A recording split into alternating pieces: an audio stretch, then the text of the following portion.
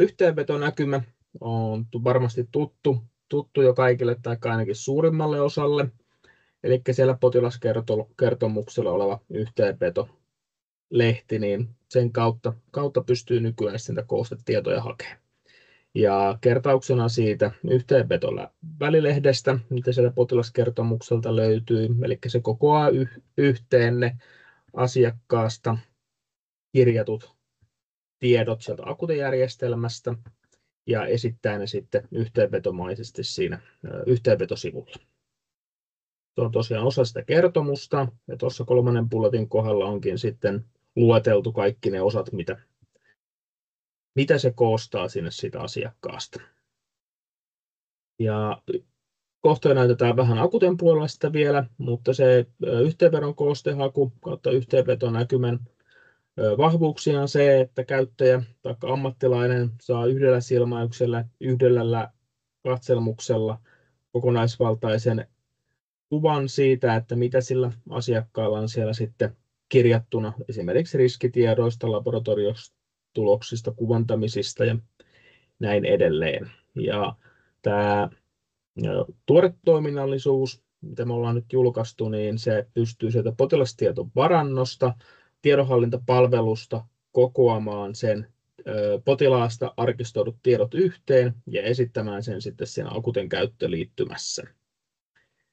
Ja siinä vaiheessa, kun haetaan niitä koostetietoja sieltä potilastietovarannosta, niin niistä haettuihin tietoihin sitten esitetään semmoinen maapallon kuva, ja samoin niistä tiedoista pääsee sitten siirtymään sinne kanta-arkistotietoihin ja katsomaan esimerkiksi, että missä yksikössä, missä paikassa tämmöinen tieto asiakkaasta on kirjattu.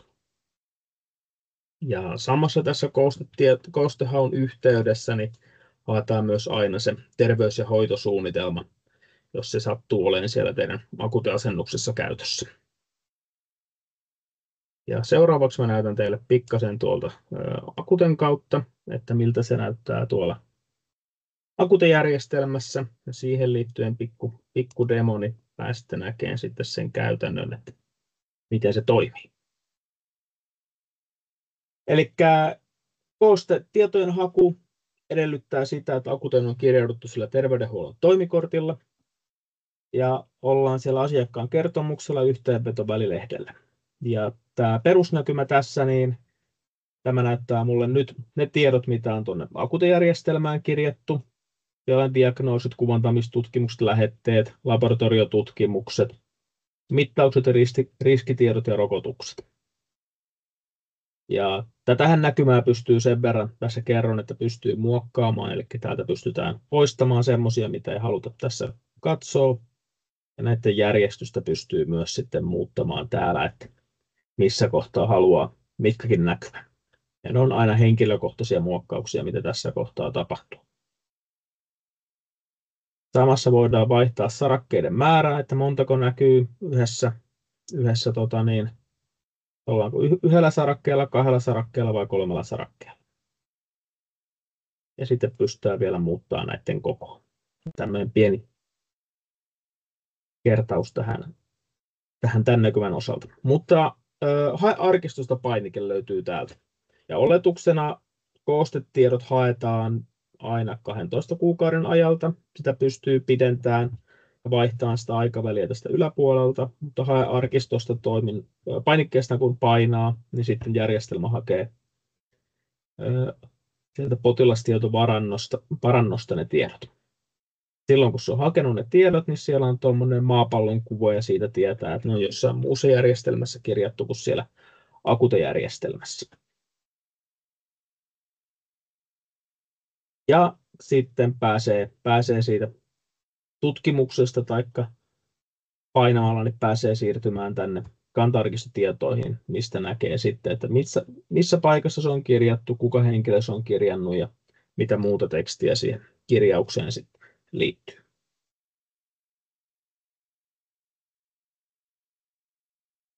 Koostetietojen haku